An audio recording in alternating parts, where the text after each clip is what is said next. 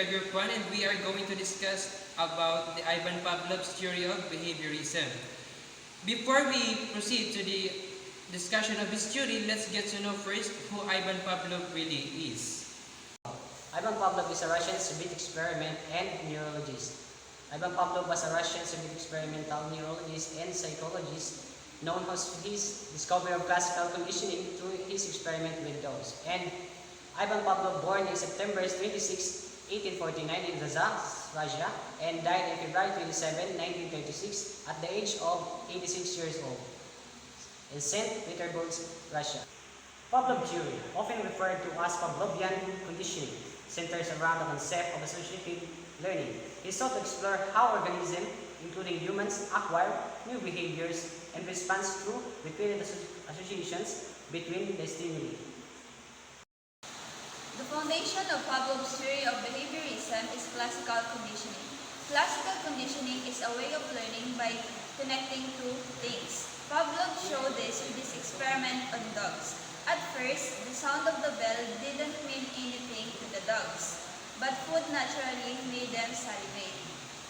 Pavlov started ringing the bell every time he gave the dogs food. After repeating this many times, the dogs learned to connect the bell with food. Eventually, just hearing the bell made the dogs salivate even when there was no food. This shows how we can learn through associative processes. Something meaningless like a sound can start to cause a reaction if it is linked to something important. Pavlov's experiment helps us explain how habits and responses are formed in everyday life. Now, let's proceed to the experiment of Ivan Pavlov, which was the basis of his theory of behaviorism. In the experiment, he used a dog and aims to demonstrate classical conditioning through using it. During his experimentation, he noticed that the dog would salivate when they saw the food that was presented. However, he also noticed that the dog would also salivate when they hear the sound of the bell, even though there is no food that was presented. Therefore, he realized that the dog had learned to associate the sound of the bell with the presence of the food. This association had been learned through classical conditioning. His experiment demonstrated that learning could occur through associative processes. He hypothesized that all behavior, whether it is simple reflex or complex response, is learned through similar processes of classical conditioning. This idea formed the basis of his theory of behaviorism. Pavlov's theory of behaviorism is the most influential theories in psychology, which emphasizes the importance of environment and the role of learning in shaping behavior. Behaviorists believe that behavior is learned through the environment because the environment provides stimuli, experiences, and consequences that shape how individuals act. Then behaviorism explains how behavior was acquired and changed through interactions with the environment. Pavlov's theory of behaviorism is built in three key concepts: stimulus, response, and reinforcement. This 3K concept is essential in understanding the principle of classical conditioning. The first K concept is stimulus. When we say stimulus, it is any object or event in the environment that elicits response from the organism. So simple, this is the something in the environment or something that surrounds us that causes a reaction. It can be something natural like food or something that is created like a sound of the bell.